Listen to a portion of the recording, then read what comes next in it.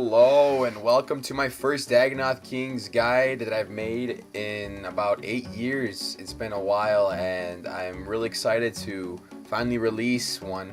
Quest requirements are the Ferminic Trials and Lunar Diplomacy. For this method, I recommend that you do complete Monkey Madness 2, Western Province's Hard Diary, and the Ferminic Elite Diary. So here's the inventory. Pet Rock, the Throne Axe, Rune Pouch, Imbued Heart, Trident of the Swamp, Berserkering Eyes for anti-crash. You're going to bring your D-Hide, Ceradoman Guide Sword for healing, or whatever you use for healing, what I recommend the most. Your Super Combat, Range Potion, couple Restore Potions, a piece of food, just in case. Your Cannonballs, your Range Weapon. In the Rune Pouch, there are Natures, Astrals, and Cosmics. So this here is going to be the Dagannoth Supreme setup.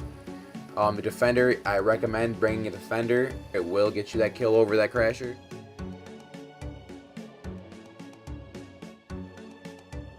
So Prime setup is a Heavy Ballista with full D-Hide, and some Dragon Javelins would be better than the Rune Javelins, but I do have Rune Javelins in the picture.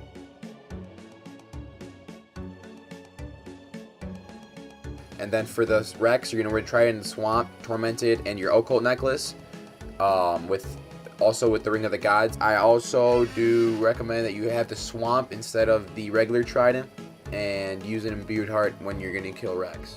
So when going to Dagannoth Kings, I do recommend that you have a Water Birth Teleport, whether it is in your player-owned house or on your spellbook. For this method, I do bring the Lunar spellbook, so I indeed bring that Lunar spell with me. In the Lunar spellbook, we are also using the Cure Me spell and the spellbook swap spell in order to change to standard spellbook, so we can alch the drops from all 3 Dagannoth Kings. So cannon placement within the lair is definitely a key component during these trips.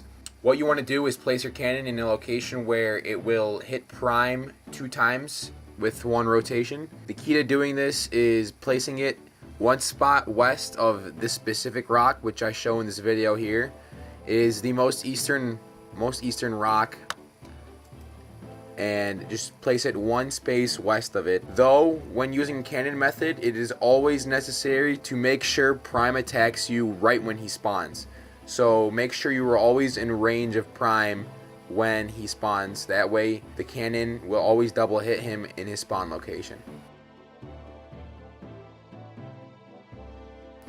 The reason that we put the cannon in this specific location is that the cannon cannot see Rex when we are killing Prime.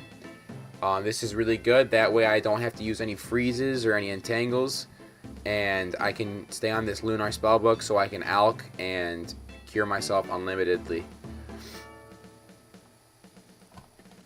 I just used this Lunar spellbook to swap spells to the standard spellbook so I can alch the Air Battle Staff.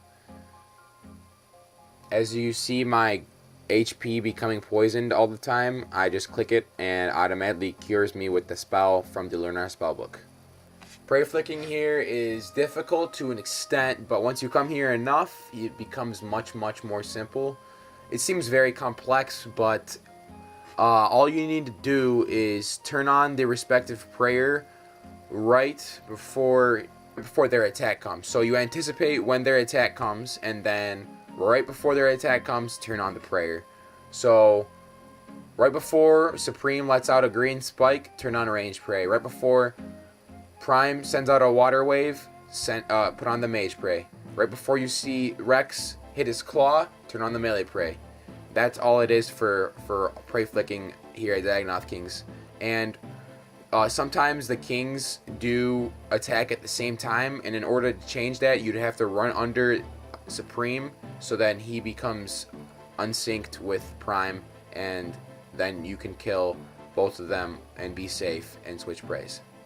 Do not ever switch prayers if you see them both attacking you at the same exact tick. Otherwise, you will die.